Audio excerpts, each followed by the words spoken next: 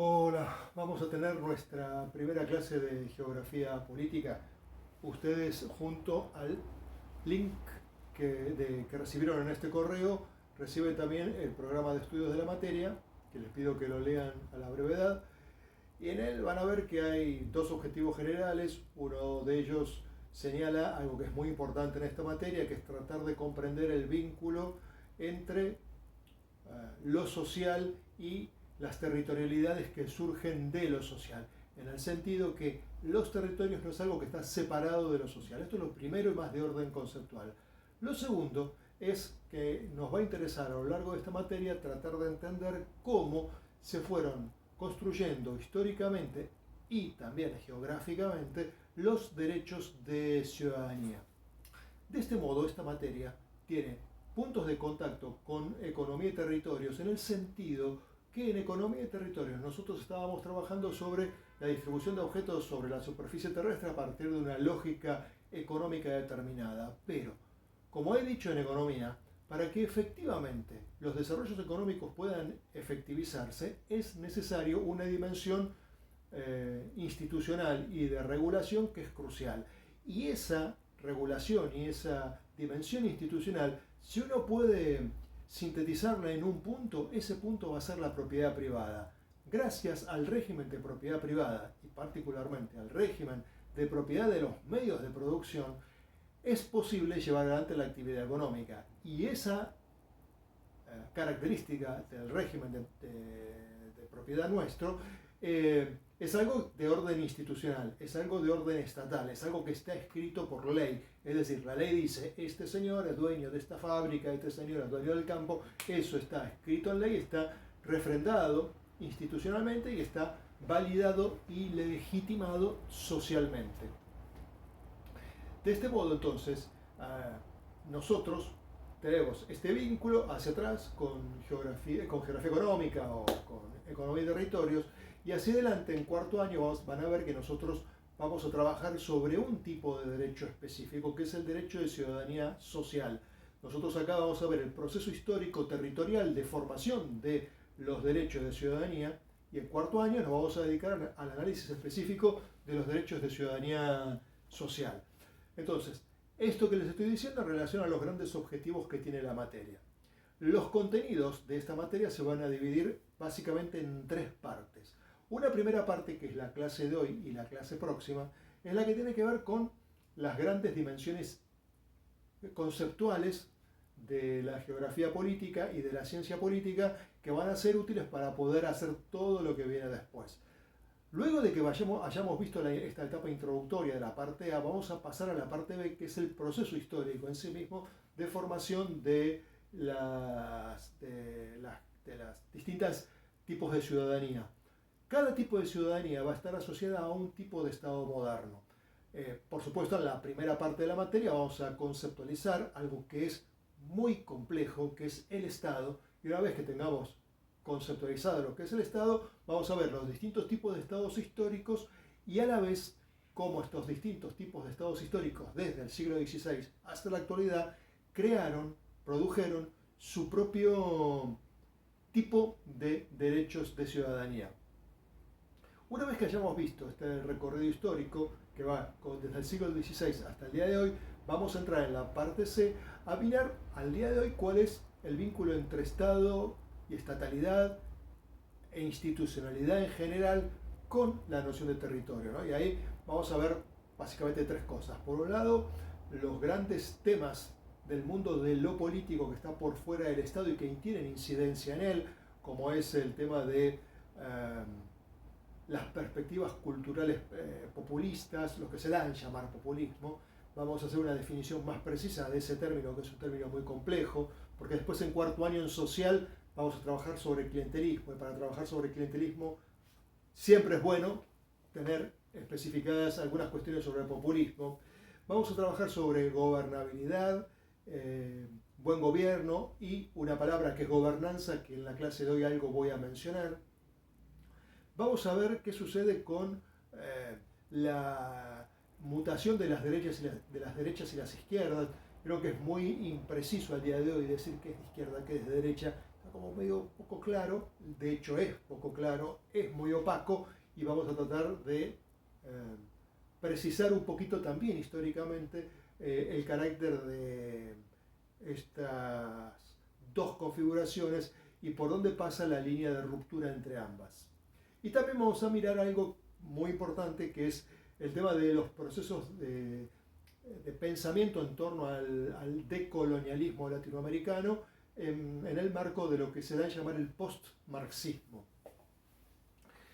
Otra cosa que vamos a ver, además de todo esto que tiene que ver con lo político, vamos a ver qué sucede con los temas de geografía electoral. Vamos a hacer un análisis de geografía electoral, que es una rama dentro de la geografía política muy importante, y es interesante ver qué pasa con ciertos números en relación a la sobrerepresentación de algunos territorios sobre otros, y por qué en algunos lugares siempre tienden a ganar los mismos partidos, tanto acá en Argentina como en el extranjero. Hay una serie de dimensiones geográficas territoriales que vamos a tener que analizar cuando veamos geografía electoral. Y por último, si llegamos al final del año, es ver algunas cuestiones de geopolítica, pero geopolítica crítica. Vamos a ver cómo es la puja de poderes a nivel internacional por los recursos los recursos naturales y lo que se da en llamar los bienes comunes de la naturaleza. ¿Qué sucede con las economías ilegales? Trata de personas, narcotráfico, pero fundamentalmente narcotráfico. Vamos a ver qué sucede con lo que se llaman los estados fallidos y la poca rigurosidad que tiene ese concepto, pero que es un concepto muy usado, tanto en ámbitos periodísticos como también en ámbitos académicos. Y vamos también a hacer alguna observación sobre el problema del terrorismo en la sociedad contemporánea. Así que con eso estaríamos terminando la materia si llegamos, en un contexto difícil como el que estamos, poder ver todo el programa. Hoy lo que vamos a hacer es trabajar de manera completa la unidad 1, que está centrada en, bueno, la definición del campo de la geografía política, ¿no? Si uno piensa, ¿qué es la geografía política? Desde lo que aprendió en la escuela, lo más probable es que piense que son los países con las capitales, ¿no? El mapa con los pedacitos de colores, ¿no? Y sus capitales. O el mapa de la Argentina con las provincias adentro, cada una con un color distinto y cada una con su capital. Esto es lo que en general pensaría cualquier persona sobre lo que es la geografía política. Pero la geografía política es mucho más que eso, obviamente. Esa es como la base, el escenario sobre el cual se desarrollan los temas que nosotros queremos trabajar en este subcampo de la disciplina. Y existen en el campo universitario y académico de estudios sobre geografía social una serie de cuestiones que ya todo el mundo consensúa, más allá de si se está más a la derecha o más a la izquierda, más allá de si son enfoques más centrados en el materialismo histórico o enfoques más institucionalistas o incluso funcionalistas, no importa, más allá de la perspectiva en la cual nos ubiquemos teóricamente e ideológicamente, hay ciertos acuerdos y ciertos consensos, y uno puede ver que en la producción universitaria y académica de geografía política al día de hoy se encuentran ciertos temas que se dan por hechos, que son los temas de discusión y de investigación en este campo. El primer tema o el primer acuerdo que hay al momento de hacer cualquier estudio de geografía política es que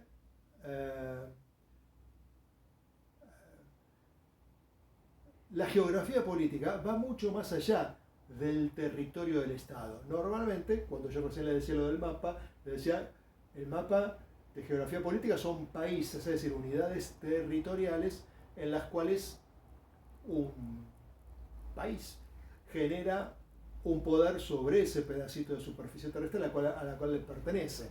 Bueno, en realidad, cuando se piensa en el territorio de un país efectivamente está definido por un Estado nacional. Esto lo vamos a ver bien cuando veamos estados nacionales, pero lo importante no es tanto eso, sino que, bueno, en este ámbito en el cual existen estas leyes, cómo se desarrollan otras formas de territorialidad. Es decir, no es solamente la territorialidad del Estado la que está operando sobre ese pedacito de la superficie terrestre, sino que hay otras. Y es más aún, dentro del Estado que ejerce ese poder, existen distintas maneras de concebir a lo territorial. Entonces, esto que yo les estoy diciendo es algo que está aceptado en la universidad y en las academias de Occidente, de Europa Occidental y de América Latina. Esto no forma parte ya de las discusiones. Estamos todos de acuerdo en que la territorialidad no es algo exclusivo de los estados nacionales, sino que la territorialidad, es decir, la capacidad de formar territorios, es algo que va más allá de los estados, que por supuesto los estados lo producen, pero va más allá. Esto es lo primero. Lo segundo es algo que es común al día de hoy ver en muchos libros de texto de escuela secundaria. En los libros de escuela secundaria muchas veces se habla de límites que son naturales y límites que son convencionales. No, eso está mal. Todos los límites son convencionales. Todos. Lo que pasa es que estos límites convencionales en ocasiones se apoyan sobre aspectos físicos de la superficie terrestre, que puede ser montañas, ríos, la profundidad de un lago, que define, a partir de ahí se decide, se toma como punto de referencia para hacer una división de territorios. Entonces, los límites son convenciones, y esto supone algo que parece elemental, pero muchas veces no es elemental, que es que son históricos, son construcciones históricas. Entonces, en un libro de geografía clásico, y les digo, al día de hoy, en el libro de colegio secundario, esto se sigue viendo, vos abrís las primeras páginas y te encontrás los límites que corresponden al territorio argentino como que son naturales de él mismo, sin ninguna mención histórica a este proceso de construcción histórica, de construcción de límites, y que es absolutamente discutible, debatible y rebatible. No existe jamás existe un fundamento natural de un límite. Jamás. Esto no hay duda entre los investigadores de la geografía política. A ver, repito, recuerden esto. No hay jamás, nunca, un fundamento natural para un límite. Puede ser, y en esto en Argentina lo vemos, puede ser que los límites estén apoyados sobre algo geográfico que puede ser ríos o montañas, como dije recién. Y en el caso de Argentina, si miramos, los límites que no están apoyados sobre accidentes geográficos, físicos, son minoritarios, son muy poquitos. La mayoría están apoyados sobre elementos naturales, pero jamás esto supone que los límites de la Argentina están fundamentados por la base geográfica, la plataforma marítima, los ríos, o las llanuras o las montañas. Esto definitivamente no. Esto que les digo es un acuerdo generalizado en el mundo académico, pero muchas veces profesores de escuela media esto no lo tienen presente. Y además, nuevamente, la construcción de un vínculo es una construcción histórica y por lo tanto cambia. El punto es, ¿qué hiciste vos con los recursos que tenés y con el espacio que decís dominar? ¿Cómo lo dominaste? ¿Cuál fue el ejercicio soberano que efectivamente hiciste? Porque la naturaleza en sí misma no te da argumentos para decir que algo es tuyo. Lo que te da argumentos para decir que algo es tuyo es el proceso sistemático a lo largo de los años, de las décadas y eventualmente siglos de dominio efectivo sobre ese segmento de la superficie terrestre. Bueno, esta es la segunda cuestión, que tiene que ver con que los límites son históricos. Tercera cuestión. Lo que hace la geografía política es tratar de entender si tenemos una capital de un país o de una provincia, tratar de entender en qué consisten los modelos de gestión, es decir, de políticas públicas que radican en esa capital de país, de provincia, de municipio, o de partido, como en el caso de Provincia de Buenos Aires, o de ente multilateral, como podría ser la Unión Europea en Bruselas. ¿Cuáles son los elementos que tiene la Unión Europea en Bruselas en comparación a los instrumentos que tiene la ciudad de Bruselas en relación a Bélgica? Entonces, Lo que interesa ver en geografía política es organización y gestión, cómo son las políticas públicas que se emanan desde el Estado y cómo esa organización y gestión entra en diálogo con los sectores de la sociedad civil que no estén en el Estado. No es que simplemente el Estado organice y gestiona desde arriba sin tener en cuenta a los sectores de la sociedad civil. En cuarto lugar, lo que interesa mirar es el papel económico que tiene el Estado. Esto es algo que se habla mucho en economía y territorio, que cuál es el papel que tiene el Estado en el funcionamiento económico. Bueno, en realidad el Estado a veces está más explícitamente presente, a veces es más implícito, o más invisible, pero aún está. Bueno, lo que interesa ver aquí es ver concretamente cuál es el papel económico que tienen los estados, que a veces intervienen muy directamente, pero a veces inducen, ¿sí?, a la actividad económica. Y recuerden, en relación a lo económico, lo central a tener en cuenta como punto de arranque es que para nuestro sistema económico poder llevar adelante la actividad productiva supone, implica, requiere tener un régimen de propiedad basado en considerar tenencia de medios de producción por parte de manos privadas, obviamente, ¿no? En quinto lugar, interesa mirar cómo los territorios, o mejor dicho, los ámbitos territoriales que corresponden a un determinado Estado nacional logran satisfacer las demandas de los sectores de la sociedad civil. Esta tensión entre demanda de sociedad civil y Estado que tiene que resolver poniéndose por arriba, buscando un equilibrio de fuerzas, eso se llama construcción de gobernabilidad. Entonces, lo que interesa es ver cómo se construye gobernabilidad y cómo a veces un mismo Estado aplica determinadas normas en una parte de su territorio distintas a otras, a raíz de que tiene que ir calibrando permanentemente la gobernabilidad. Cuando decimos gobernabilidad, decimos estabilidad, ¿sí?, del sistema de demandas y de expectativas por parte de la sociedad civil que recoge el Estado y que el Estado hace como de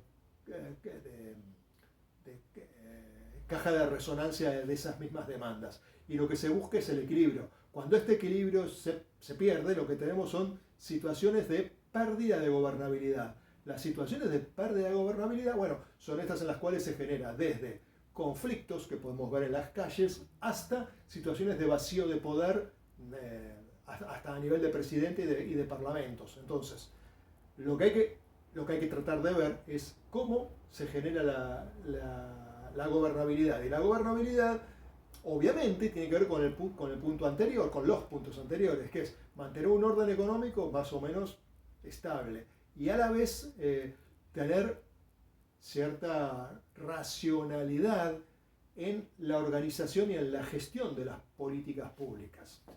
Bueno, también todo esto que les estoy diciendo de el territorio y la gobernabilidad va a ser posible por algo central, que es que ustedes y yo somos ciudadanos de una comunidad jurídica, en este caso la comunidad jurídica de la República Argentina, porque nacimos acá o porque algunos han venido a vivir y obtuvieron la residencia legal y entonces tienen los derechos y las obligaciones que cualquier persona que nació aquí.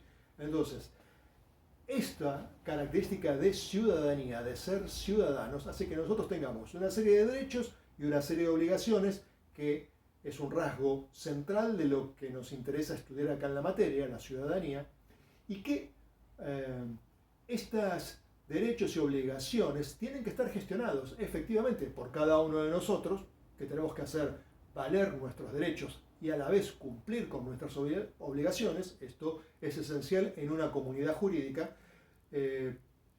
Y esto que estamos sosteniendo es posible porque el Estado también lo tiene que gestionar. Lo gestionamos nosotros, cada uno de nosotros, y también el Estado con sus políticas públicas. Es decir, yo tengo, y ustedes, derecho a expresarme libremente, pues el Estado tiene que garantizar ese derecho. Es decir, yo por un lado, públicamente me expreso y digo lo que quiero decir. Y el Estado me lo tiene que habilitar todos los medios para que a mí nadie, igual que a ustedes, me reprima al momento de decir lo que quiero decir. Entonces, eso es garantizar, gestionar desde el Estado el derecho de ciudadanía. Ahora, los derechos de ciudadanía los podemos encontrar que están en todos los países, pero en cada país asumen un carácter específico y particular. Y la última cuestión que nos interesa mirar acá en geografía política es ver el papel que le cabe a la dimensión simbólica en este escenario político que estamos trabajando. Cuando pensamos en términos de dimensión simbólica, estamos pensando en lo siguiente. Hay una tensión todo el tiempo, entre algo que ya vamos a ver a partir de la clase que viene, ¿no? Pero que lo adelantamos ahora. Hay una tensión entre lo que es la legalidad que está escrito, lo que la ley dice, ¿sí? Y lo que ustedes y yo y todos sentimos como que es válido o no válido. A veces pasa, en ciertos momentos históricos, que se puede llegar a sentir que una ley es injusta. Entonces, la ley existe y hay que cumplirla, pero gran parte de la población siente que no tiene validez. Es decir, en términos de ciencia política y en términos de geografía política, es que no tiene legitimidad, es decir, no está legitimada. Entonces, siempre hay que observar este doble juego entre legalidad y legitimidad. Ahora, si yo me corro de esta cuestión saco la cuestión de la legalidad, puede ser que al interior de la sociedad civil encontremos fuerzas que son disruptivas, que apuntan a cambiar una ley, y nos podemos encontrar con sectores de la sociedad que no quieren que esa ley se cambie. Entonces hay todo el tiempo un tironeo entre sectores que legitiman el estado vigente de las cosas y sectores que se resisten a ese estado legítimo de las cosas. Este tironeo es algo que va a estar presente en esta materia, no va a ser el centro de esta materia, porque este tironeo, el que les digo, es un tironeo que vamos a trabajar y que vamos a estudiar en cuarto año en geografía social, no acá. Pero está presente acá, y hacer geografía política nos sirve para entender los términos de esta tensión entre legitimidad y legalidad. Porque en realidad a mí me interesa mirar todo el paquete del resultado del tironeo frente al tema del Estado y cómo el Estado lo procesa. Esto es lo que a mí me interesa. Después en cuarto año yo lo que voy a mirar es al interior, ¿sí?, de la sociedad civil, cómo se produce el tironeo previo a hacer la negociación con el Estado. O a veces es en simultáneo a cómo se hace la negociación con el Estado. Bueno, estos entonces son los 6 grandes temas que se dan por hecho en cualquier discusión, o mejor dicho, en cualquier investigación sobre geografía política universitaria y académica. Esto es un consenso generalizado. Ahora, este consenso generalizado de estos 6 puntos, muchas veces, muchos profesores que dan clase en las escuelas y que enseñan geografía política no lo tienen presente. Y por lo tanto, se enseña mal y se están diciendo mal las cosas. Entonces, estos 6 puntos, recordemos, los territorios no son exclusivos de los estados nacionales, aunque los estados nacionales son centrales para su definición. Recordemos que los límites naturales no existen y que son siempre construcciones históricas. Recordemos que lo que nos interesa observar del Estado es cómo organiza y gestiona la política pública para la construcción de territorios.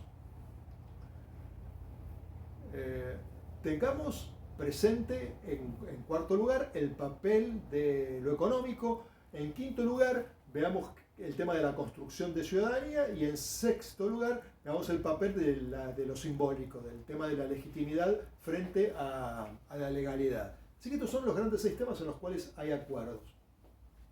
Ahora, si uno mira cuáles son los grandes temas de trabajo que hace la geografía política, los grandes temas de trabajo tienen que ver con Por ejemplo, los estudios de geopolítica crítica. Y acá viene una primera distinción.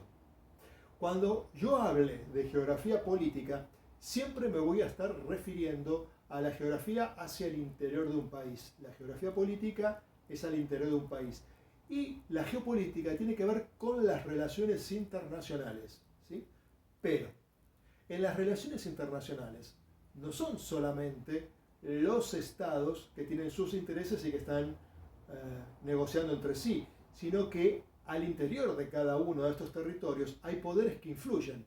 Por ejemplo, el poder de las religiones, tanto sea la religión católica como podría ser la religión musulmana al interior de los distintos países. Entonces, estos, tanto los musulmanes, o la religión de los musulmanes, como la religión de los católicos, está en distintos países y tienen efecto en las políticas que toman estos países. A su vez, existen empresas multinacionales que están también metidas dentro de los países e inciden sobre las agendas de esos países, aun cuando muchos países no son los países originarios de esas empresas transnacionales. Entonces, el tema de la geopolítica crítica es, bueno, tratar de ver cómo se constituyen los poderes expresados territorialmente en los cuales los estados son uno más entre otros. Esto que insisto de geopolítica crítica ya vamos a ver en su momento cómo se distingue de la geopolítica clásica. Normalmente la geopolítica, entonces entendida como relaciones internacionales, es algo pensado a nivel internacional y es como una especie de rama o subrama de la geografía política. A veces se la considera como una disciplina aparte, pero bueno, no importa eso. Lo que me interesa es que siempre recuerden que cada vez que yo hablo de geopolítica estoy pensando en relaciones internacionales y cuando hablo de geografía política es hacia adentro de un país.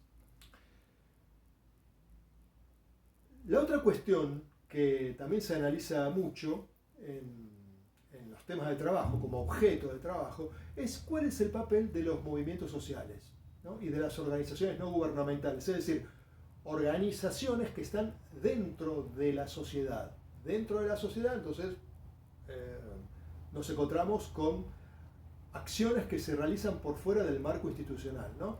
Gente que hace algún tipo de pedido por la vía institucional, no se la reconoce y va y protesta y corta la ruta, por ejemplo, ¿no? O corta un puente. Entonces, esas son formas de acción geográfica que son estudiadas por la geografía política. Y este objeto de trabajo de la geografía política entra muy en contacto con también la geografía social, que la geografía social estudia cómo se organizan, se constituyen y cuál es la base social de los movimientos sociales, centrados fundamentalmente en el análisis de la desigualdad. Entonces, organizaciones no gubernamentales y movimientos sociales como actores importantes dentro del entramado político que define territorios y que generan sus propias territorialidades tensando la territorialidad principal que es la del Estado Nacional. Otra cuestión que está muy vinculada a uno de los consensos que antes había mencionado es que el Estado de lo que se encarga es de, la geografía política de lo que se encarga es de mirar el papel económico y socioeconómico del Estado, es decir, cómo interviene el Estado con sus instrumentos sobre el ciclo económico. Los que hicieron economía conmigo recordarán que depende del año que lo hayan hecho, pero porque el año pasado terminamos muy a los tumbos, pero que hay una perspectiva, que es la perspectiva keynesiana, que trabaja con el estímulo a la demanda a partir de una serie de baterías institucionales y de políticas fiscales, monetarias, crediticias, orientadas a operar sobre el ciclo económico. Y esto es algo que se hace desde el Estado. Pero para que realmente se pueda realizar esa acción política, va a ser fundamental entender las condiciones históricas que posibiliten ese tipo de actividad de intervención, que no siempre están dadas, o al menos no están siempre dadas de la misma manera. Y por último, un objeto de trabajo muy habitual en la geografía política es lo que tiene que ver con las economías ilegales, particularmente con el narcotráfico. De esto, como les dije al comienzo de la clase, vamos a hablar un poquito a fin de año. Pero, por ejemplo, las redes de producción y distribución de drogas en muchos países, como podría ser Perú o Colombia o México, generan sus propios territorios con su propia legislación que entra en cuestión o como casi agujerea al Estado Nacional peruano, colombiano o mexicano, como que los agujerea, es decir, en un segmento de la superficie terrestre, prácticamente el Estado Nacional mexicano, colombiano o peruano quedaron en suspenso, porque hay otro poder que construyó otra legalidad y a veces intenta construir legitimidad. Bueno, este es un tema sumamente interesante que forma parte de los objetos de análisis de la geografía política. Bueno, último que quiero desarrollar en esta clase de hoy tiene que ver con pensar sobre dos grandes temas, desafíos, digamos, que se le presentan a la sociedad en términos de geografía política y que son muy interesantes para estudiar en esta disciplina.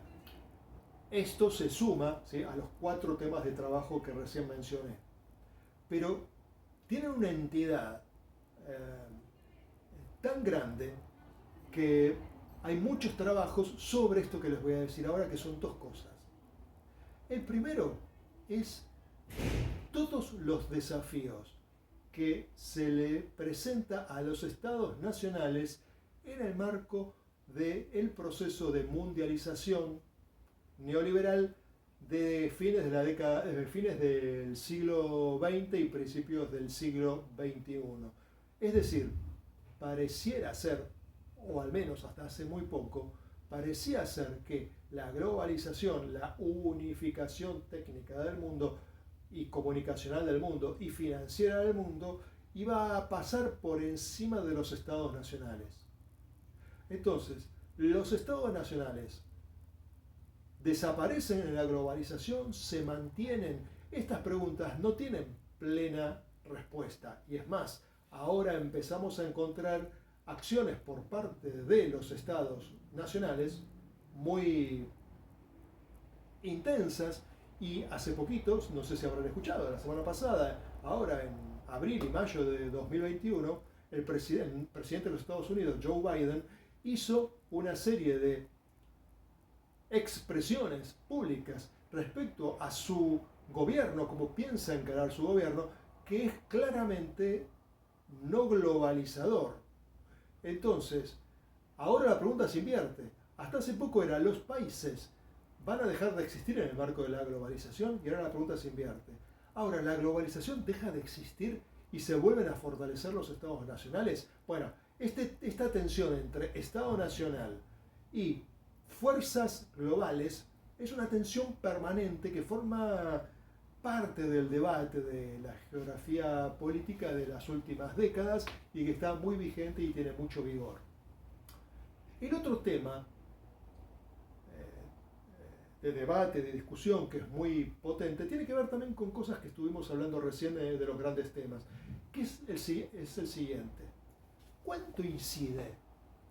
¿Cuánto influye el papel de la sociedad civil con sus rebeliones, con sus protestas, con sus organizaciones de movimientos sociales o de organizaciones no gubernamentales? ¿Cuánto inciden en el devenir político de una sociedad?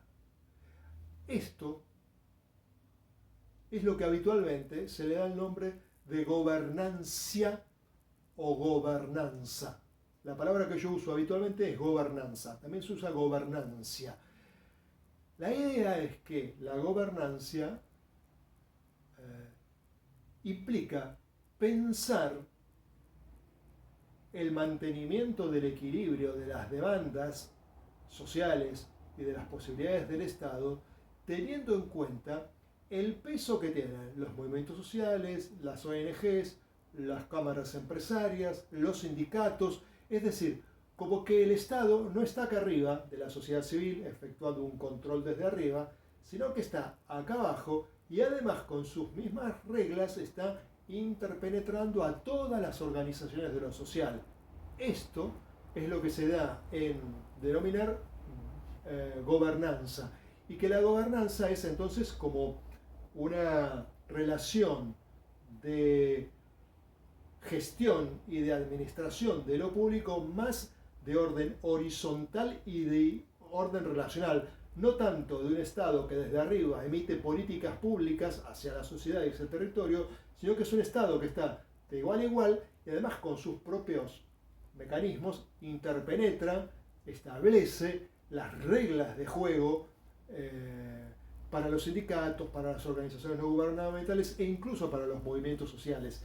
Esto, ¿sí?, que está así muy entremezclado, es una forma de organización del poder mucho más difícil de poder identificar y tabular como se hacía antiguamente. Bueno, este es un canal de trabajo muy fructífero e importante. Bueno, esto es lo último que yo les quería decir en relación entonces a lo que es la geografía política en términos de sus intereses, dicho de manera muy somera.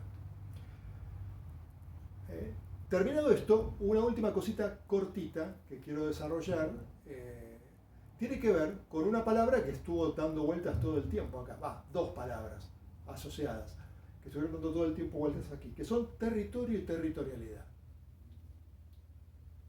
Bueno, acá trabajamos sobre el territorio y de hecho la palabra territorio es la palabra más cargada de simbología política, es la palabra de la geografía política por excelencia. ¿Por qué? Porque siempre se entiende que un Estado existe solamente si tiene un territorio. Por lo tanto, el territorio es el ámbito del Estado, es el ámbito geográfico del Estado. Ahora,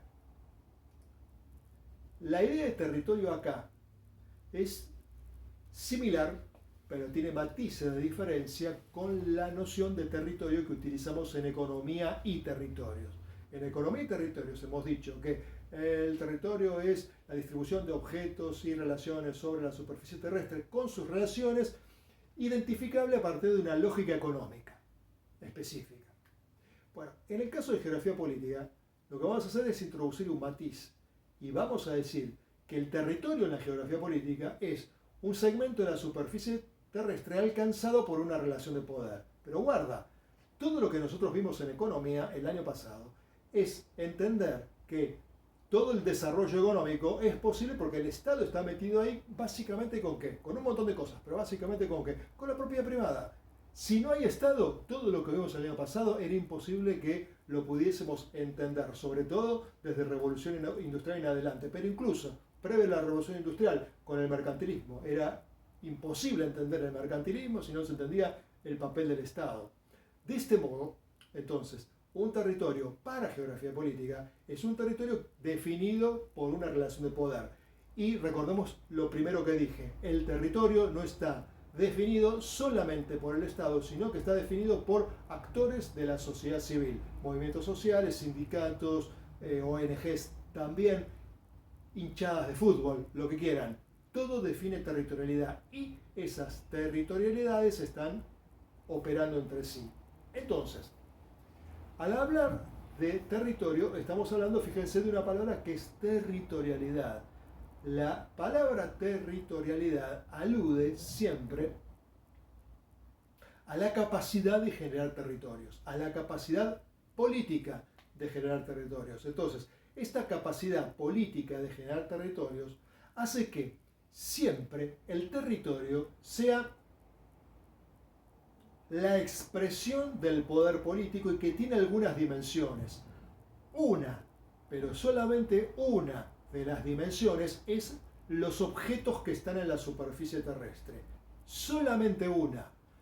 Porque en realidad esos objetos sobre la superficie terrestre están de la manera en que están y se distribuyen de la manera en que se distribuyen porque hay una estructura política que así lo definió de manera directa o de manera indirecta a partir del funcionamiento de la economía. La economía va funcionando gracias a que existen entramados políticos que habilitan, garantizan y posibilitan que se dé la actividad económica. Entonces la actividad económica hace que haya fábricas en determinados lugares, vacas en otros, campos cultivados en otros, es decir, distribución de objetos sobre la superficie terrestre con una lógica económica, pero que esa lógica económica se explica políticamente por la propiedad privada en un territorio de cada uno de los países. Entonces, siempre tenemos que pensar que un territorio es una producción histórica y esto, insisto y lo subrayo porque hay muchos profesores de geografía que dan clase en la escuela secundaria que dicen que el territorio es la superficie terrestre. No, la superficie terrestre es la expresión del otro, el territorio es más que eso. Entonces, cuando uno piensa en un territorio, lo que ve es que el territorio tiene superficie terrestre con relaciones de objetos entre sí que no existen si no hay política. No hay forma de entender a la geografía si no se entiende a la política. No hay modo. Simplemente es una distribución de cosas. La única manera de entender a la geografía es entender cómo se producen las territorialidades en términos políticos. Lo otro es guitarra. No es geografía, es cualquier cosa. Entonces, la idea de territorialidad siempre va a remitir a una capacidad que tiene un actor, que puede ser el Estado Nacional, básicamente es el que define el territorio de un segmento de la superficie terrestre, junto con los movimientos sociales, las organizaciones no gubernamentales, los sindicatos y un largo etcétera de instancias que existen dentro de la sociedad civil. De este modo, entonces, siempre que tenemos que hablar de territorio en política, siempre tenemos que pensar que es producto de una territorialidad que es histórica y es cultural. Nada es natural. Todo lo que nosotros vemos acá es histórico que opera sobre lo natural. Y eso natural se transforma en algo físico y es todo cultural e histórico. De este modo, todo lo que nosotros estudiamos en geografía física, anticiclones, volcanes, el suelo, todo eso se lo estudia en función de entender cuál es la organización política que se le da a ese mismo conjunto de elementos naturales. Si no, seríamos climatólogos, o si no, seríamos geólogos, o si no, seríamos geomorfólogos, y no, somos profesores de geografía. La geografía lo que hace es estudiar la dimensión política de la utilización de lo natural. Entonces, esto que yo estoy diciendo del territorio y la territorialidad me deriva hacia los dos problemas claves de la geografía, que están en el texto de Capel, que son la relación sociedad-naturaleza y la diferenciación de áreas consecuentes. En geografía política, al igual que en geografía económica, arrancamos la primera clase con este tema, que es relación sociedad-naturaleza y diferenciación de áreas. Fíjense, cuando uno mira en una geografía muy elemental el mapa con los colorcitos y los distintos países, ahí lo que estás viendo es una distribución diferencial de áreas, porque hay distintos países con distintas políticas, ¿no? Ahora, cada uno de esos países tiene un ejercicio del dominio sobre un pedacito de la superficie terrestre y que ese dominio está históricamente constituido. No es algo que esté dado naturalmente, sino que es un largo proceso histórico. Y para hacer geografía bien es necesario conocer los procesos históricos. Entonces, los dos problemas claves que son relación sociedad-naturaleza y diferenciación de áreas, aquí en geografía política aparecen. Ya aparecían en económica, van a aparecer en social y son los dos problemas que están en todos los que nos interesan los temas geográficos. Bueno, dejamos aquí y les dejo el material y cualquier cosa me escriben las dudas que tengan sobre el material o sobre lo dicho en esta clase. Les mando un saludo. Chao chicos, hasta la próxima. Chao, chao.